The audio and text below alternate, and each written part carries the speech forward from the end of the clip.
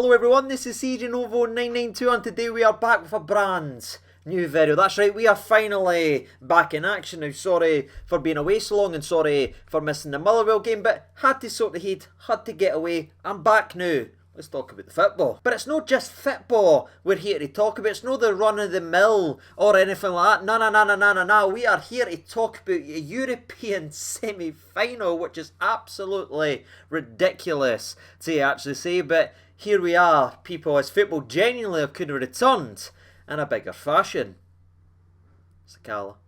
Couldn't resist it. But whether there is sound or not coming through the background from Leatherface himself, it is time just to get on with the video because I just want to talk about a European semi-final. You know what I mean? These didn't happen very often, ladies and gentlemen, so let's dive right in. And always we will start off with the oppositional preview and have a look at our dance partner, and that is of course Red Bull Leipzig. Now Leipzig has been a fun yet kind of sore team to actually go ahead and look into for today's video, because on one hand you look at them, they are sitting 4th in the Bundesliga, a whopping 9 points behind Dortmund, who we previously slayed on the European stage. So that kind of plays into your mind and gets you licking your lips with anticipation, thinking, right, we've beat them, they're lower, it should be easy. But unfortunately football's never played like that anyway, especially the more you actually look into this team, because this team recently, just like us, has also slapped up Dortmund 4-1 not too long ago. This is a team that has this season in the Champions League bet a Kevin De Bruyne led Manchester City side to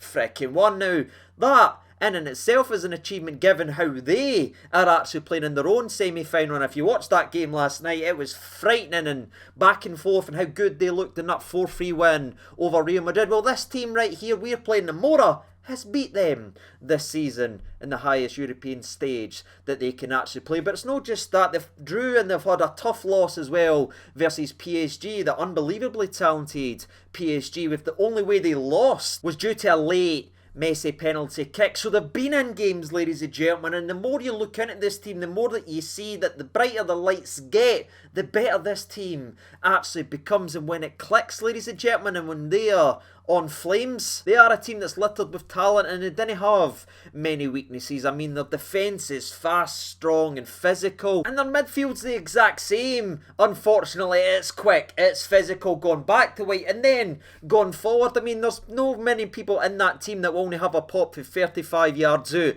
and they usually get on target. So they're littered with goals in the middle, and then their front three, if you want to call it a front three, and we'll speak about that more in today's video, is just so damn dangerous, especially their talisman and the man who's absolutely on fire right now, Mr. Christopher Nkunku. Now, apologies if I'm butcherising that name. I think butcherising is a word, but that's apparently how you say it on Google, people. But it makes me a wee bit nervous, so I'm just going to call him Chrissy. But before we do go ahead and speak more about Chrissy or anything like that, and speak about their dangerous and how they play and everything like that, I want to pull it back just a little bit, because so far in today's video we've kind of talked about how dangerous they are and how when the lights get brightest they are the best versions of themselves, and that is true, ladies and gentlemen. But I can't just end it there and move on, because you need to kind of paint the full picture. We started painting one beating Manchester City and all that, but they also did lose to them in the other game as well. So let's go ahead and finish the picture and speak more about Leipzig, because again, there is a reason they are sitting 4th in the Bundesliga. There is a reason they finished 3rd in the Champions League, dropping in to the Europa League, and that is because every single time that they do turn up and have a massive game and a massive win, you sit back thinking, this team's absolutely frightening and unbelievable. They must be doing a hell of a lot better than they are. But it's because every time there is that game and they raise it up, they then just have silly and stupid results. And again, I'm not talking about any other teams in the Bundesliga or anything like that, but it's the teams that you're expecting a Red Bull to actually go ahead and beat and everything like that, they end up dropping points in. And that's where the frustration is, imagine, from their fan base, because they see them battling to a 3-2 loss, a very heartbreaking 3-2 loss versus Bayern Munich. They're battling the Dortmunds, they're beating the Manchester Cities and everything we've talked about, but then 1-0 loss here, 2-1 loss to Berlin, and it's silly wee things like that that's cost them all season long. So I just wanted to let you know that every time this team seems to be a favourite to actually go ahead and win a game, they didn't really turn up and they didn't look the same team as they are when they're the underdogs. And no one's given them a chance, which I imagine we're all thinking the exact same thing. Let's hope they come in with that overconfidence tomorrow, because that would be lovely if they underestimated us and just weren't at their most dangerous best. And speaking of dangerous best, which I'm expecting to actually see unfortunately tomorrow, that gives us the branch back in to speak about the danger men and the guys that we need to look out for in tomorrow. And again, Chris's name is going to come up because this man right here is having an unbelievable season in which he has played 46 games so far. He has 50 goal contributions. That is mental, people. I mean, he's got 30 goal contributions in 31 games in the league. In the Champions League, the premier of European football, this man has 9 goal contributions in 6 freaking games. That is berserk in itself. And then since dropping down to the Europa League and having to battle in that, he's already got 3 goal contributions in just 4 freaking games, which if you're paying attention and if you're looking at the numbers, he's either scoring or assisting pretty much every single game that he plays. And what's even more baffling about that is he's not a out and out striker, people. He's not lining up there like a Ronaldo or anything like that and just scoring goals that way. No, he's more of a centre attacking midfielder, kind of whatever you want to call it, centre forward these days. I know there's so many different variations of that, but he's no the guy that's leading the line. He's the guy that's behind the big centre forward, and it's just the way he gets his goals, how quick he is, his movement, the fact he goes early shop. He's an absolute menace to society, ladies and gentlemen, and if we are to get a very, very good result, we need to keep that man quiet. But again, unfortunately, it's not just him that we need to keep quiet, because regarding their actual team, they are built again to go forward, which is a kind of common theme if you've been paying attention to these European games. And it's a similar formation than what we've previously played versus Braga and also at certain times versus Dortmund. They do line up in a more traditional 3-4-2-1. Again, they do tweak here and there, but their most consistent formation has been the 3-4-2-1. And what's interesting about them is the 2 that's behind just the striker isn't wingers that's going to go out there and stretch the park out or anything like that. No, they come inside and it's the midfielders, the left whack and everything like that put bombs forward and creates their width. Their 2 up top just behind the striker just drifts and moves, and it's their freedom that's actually very, very a joy to watch from a football perspective. But from a Rangers fan perspective, I'm like, oh no, that is going to be a problem, because not only do you have Chrissy to worry, but you've also got Forsberg, who again is a fantastic football player, and they've just got that ability to drift where they need to. They can drop back, they can go forward, they can rip it for range, they can beat someone in 1v1. They right there are going to be a massive problem for Rangers. I'm very interested to see how Giovanni tries, because I think especially in Europe he seems to get everything spot on. So with their freedom to go anywhere and they just drift, like, I'm not going to say one's out in the left and one's out in the right, because it's just like that all damn game. I wonder what we're going to do to try and combat that and slow that down, because that's how they get so many goals, because they'll turn up on one side and then the next time they'll be 30 yards the other way. It's going to be interesting, and I look forward to seeing how Gio tries to combat that. Hopefully Big Scouse John is on his game. But aye, that's all really good to say. I know I've spent a lot talking about Red Bull Leipzig, but I wanted to give you as much information as I possibly could. I wish this team was Pisciola. People, that'd be fun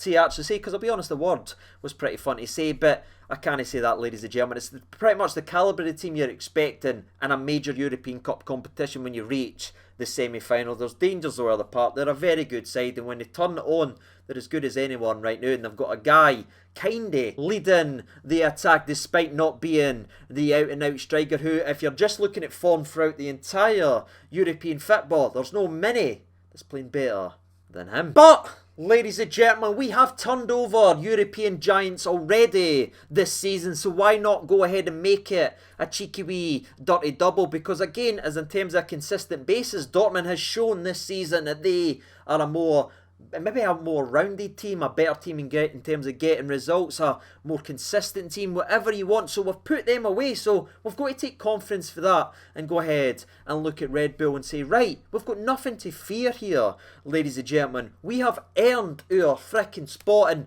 I kind of want to talk about that as we branch in the Rangers side, because everyone's sitting looking at us like we've won a raffle ticket and how lucky we are to be here. No, we have had to fight tooth and nail to get here, and we deserve to be at the semi-final stage. It's no West Ham, Frankfurt, Leipzig, and then, oh, there's Rangers here, that's good for them. No, Stop talking about us like we've won a raffle. We have got here on our hard work, effort, sweat and tears, and we deserve to be at this stage. Aye, that's kind of annoying me the way we're actually getting portrayed in the media, but I think we need to get a wee bit more respect on our name. But again, getting into the Rangers side of today's video, I'm going to keep this side short and sweet, sorty, like our boy Sakala, who is the perfect starting point for today's video, because you go back and you think you're coming into this game, we've heard rumours that Sakala won't be there, we're already missing Kamal Roof, we're already missing Morelos. Do we even have a striker for a European semi-final? Well, ladies and gentlemen, I can officially calm all of your nerves, as we've been confirmed today that not only is Sakala obviously travelling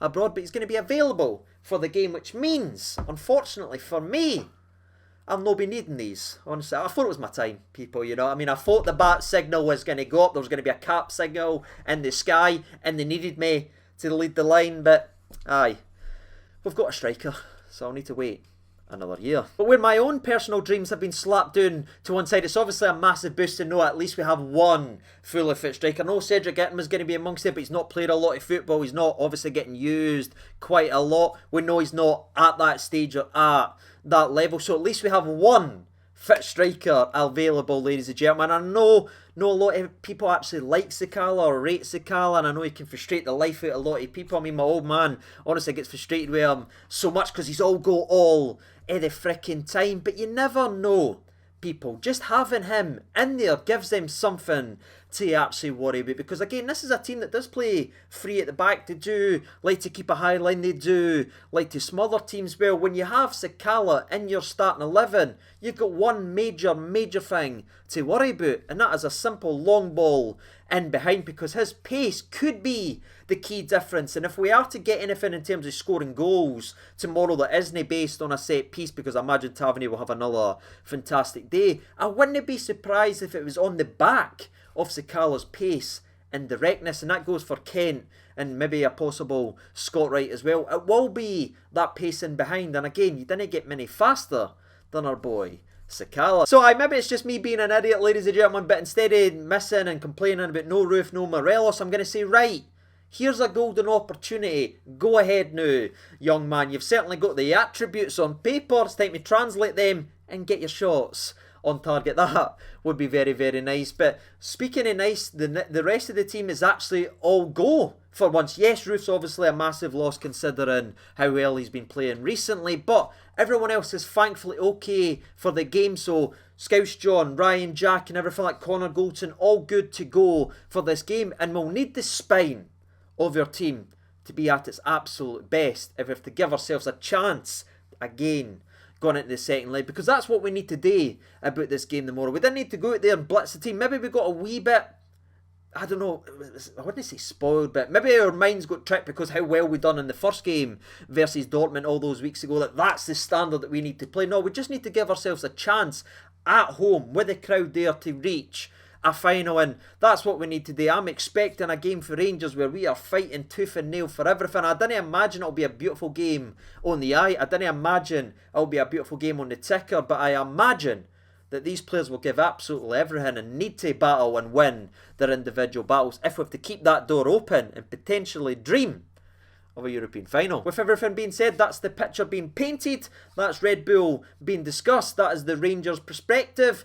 Now all that's left for me and thee today is to predict a European semi-final. Have fun, ladies and gentlemen. We spent a lot of time over many years together. Just enjoy every single minute of this. So let me see what you're thinking ahead of the actual game. My mind is screaming a score draw. I just think score draw, and I'm going to go with a score draw. Not only because every time I do a score draw in Europe, we seem to win the actual game, but it just feels like magic in the air for us in the European stage. And I know they're heavy favourites and everything, and we're heavy underdogs, but who cares about that? All it matters is when you look across your line and you look at the opposite number, are you willing to give more? And we know we've got guys that fight. So I'm going to go for a score draw in this game. Cheeky Rangers 1, Red Bull 1. Goal scorer. It's probably going to be Tav, but you know what? I'll throw it up there. Sakala. That's me all done and dusty with today's video, ladies and gentlemen. Again, sorry for being so long away for so long. I'm back now. I'm ready to go. Hopefully you are as well. And hopefully you've not forgot about me already. But as always, I'll see you tomorrow after the game. Probably going to be a very, very late upload. So I'll see you then. But I've been CJ over 92. Thank you so much for watching and bye-bye.